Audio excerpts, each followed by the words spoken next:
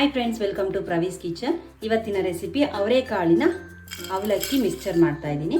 ಇದು ನಮ್ಮ ತಂದೆಯ ಫೇವ್ರೆಟ್ ಮಿಕ್ಸ್ಚರ್ ಅಂತಲೇ ಹೇಳ್ಬೋದು. ಅವರಂತೂ ತುಂಬಾ ಇಷ್ಟಪಡ್ತಾರೆ. ತುಂಬಾ ರುಚಿಯಾಗಿದೆ. ಬನ್ನಿ ವಿಡಿಯೋನ ಸ್ಟಾರ್ಟ್ ಮಾಡ್ಕೊಂಡು ಬಿಡೋಣ. ಇವಾಗ ಅವರೆಕಾಳು ಸೀಸನ್ ಆಗಿರೋದ್ರಿಂದ ನಾನು 1 kg ಅವರೆಕಾಳನ್ನ ತಗೊಂಡು ಮಿಕ್ಸ್ಚರ್ ಮಾಡ್ಕೊಳ್ಳೋಣ ಅಂತ ನೆನೆಸಿ ಇಕ್ಕಿದ್ದೆ. ಇಟ್ಕೊಂಡಿದ್ದೀನಿ.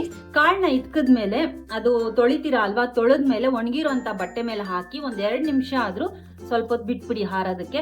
ಇಲ್ಲ ಅಂದ್ರೆ ನೀವು ಎಣ್ಣೆಗೆ ಹಾಕಿದಾಗ ಸಿಡಿಯುತ್ತೆ. ನಾನು ಪ್ಯಾನ್ಗೆ ಎಣ್ಣೆ ಹಾಕಿದ್ದೀನಿ. ಒಂದು ಸ್ವಲ್ಪ ಜಾಸ್ತಿನೇ ಹಾಕೊಳ್ಳಿ ಎಣ್ಣೆ. ಮತ್ತೆ ನಿಮ್ಗೆ ಯಾವ್ದು ಕಂಫರ್ಟಬಲ್ ಆಗಿರುತ್ತೋ, ಬಾಣ್ಲಿ ಕಂಫರ್ಟಬಲ್ ಇತ್ತು ಅಂದ್ರೆ ಬಾಣ್ಲಿ ತಗೊಳ್ಳಿ. ಈ ತರ ಸ್ಟ್ರೈನರ್ ತಗೊಂಡಿದ್ದೀನಿ ನಾನು.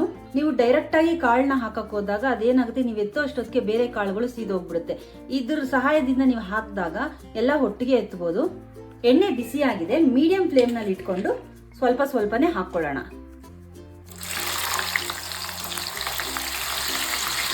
ಒಂದೇ ಸಲ ಜಾಸ್ತಿ ಹಾಕೊಳ್ಳೋಕೆ ಹೋಗ್ಬೇಡಿ. ಕಾಳು ಫ್ರೈ ಆಗಿದೆಯಾ ಅಂತ ಹೆಂಗೆ ಗೊತ್ತಾಗುತ್ತೆ ಅಂತಂದ್ರೆ, ಇದು ಬಬಲ್ಸ್ ಎಲ್ಲ ಸ್ಟಾಪ್ ಆಗಿದೆ ನೋಡಿ. ಇವಾಗ ಫ್ರೈ ಆಗಿದೆ. ಇದು ಸಪರೇಟ್ ಆಗಿ ಎತ್ತಿಕೊಳ್ತಾ ಇದ್ದೀನಿ. ಮತ್ತೆ ಸೇಮ್ ಅದೇ ತರನೇ ಎಲ್ಲಾ ಕಾಳುಗಳನ್ನು ಹಾಕೊಳ್ತೀನಿ, ಸ್ವಲ್ಪ ಸ್ವಲ್ಪನೇ.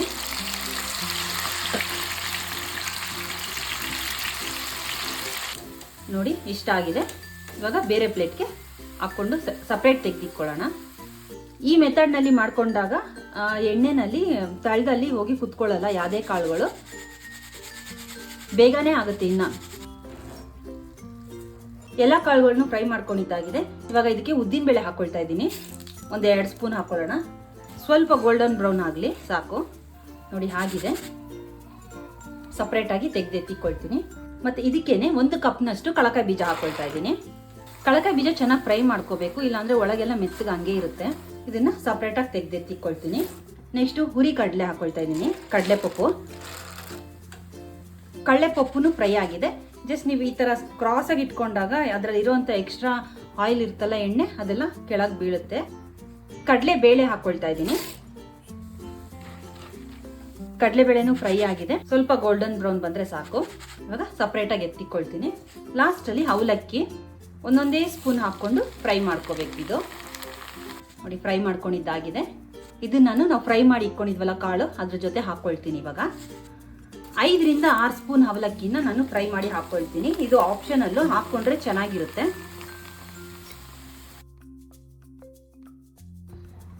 ಇವಾಗ ಇದಕ್ಕೆ 4 ಬೆಳ್ಳುಳ್ಳಿನ ಜಜ್ಜಿ ಹಾಕೊಳ್ತಾ ಇದ್ದೀನಿ.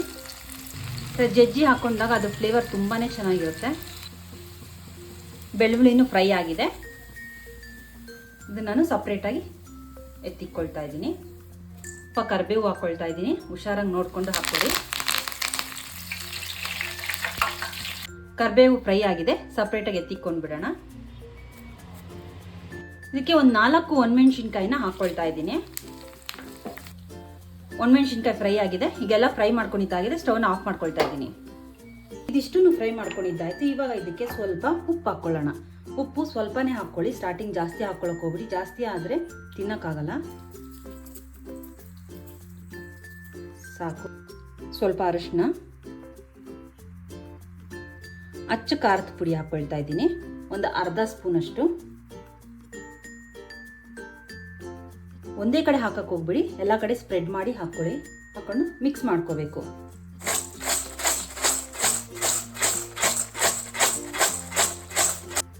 ಚೆನ್ನಾಗಿ ಮಿಕ್ಸ್ ಮಾಡ್ಕೊಂಡಿದ್ದಾಗಿದೆ. ಅವರೆಕಾಳಿನ ಅವಲಕ್ಕಿ ಮಿಕ್ಸ್ಚರ್ ರೆಡಿಯಾಗಿದೆ. ಇದಕ್ಕೆ ನೀವು ಒಣಕೊಬ್ಬರಿನೂ ಸಹ ಹಾಕೋಬಹುದು. ಫ್ರೈ ಮಾಡಿದ್ವಲ್ಲ ಅದೇ ತರನೇ ಫ್ರೈ ಮಾಡಿ ಹಾಕೊಳ್ಳಿ, ಟೇಸ್ಟಿಯಾಗಿರುತ್ತೆ. ನಿಮ್ಗೆ ಈ ವಿಡಿಯೋ ಇಷ್ಟ ಆಗಿದ್ರೆ ಪ್ಲೀಸ್ ಲೈಕ್ ಮಾಡಿ, ಸಬ್ಸ್ಕ್ರೈಬ್ ಮಾಡ್ಕೊಳ್ಳಿ. ಇನ್ನೂ ಒಳ್ಳೆ ರೆಸಿಪೀಸ್ಗಳನ್ನ ನನ್ನ ಚಾನಲ್ನಲ್ಲಿ ತೋರಿಸ್ತಾ ಇರ್ತೀನಿ. ಮುಂದಿನ ವಿಡಿಯೋದಲ್ಲಿ ಸಿಗ್ತೀನಿ.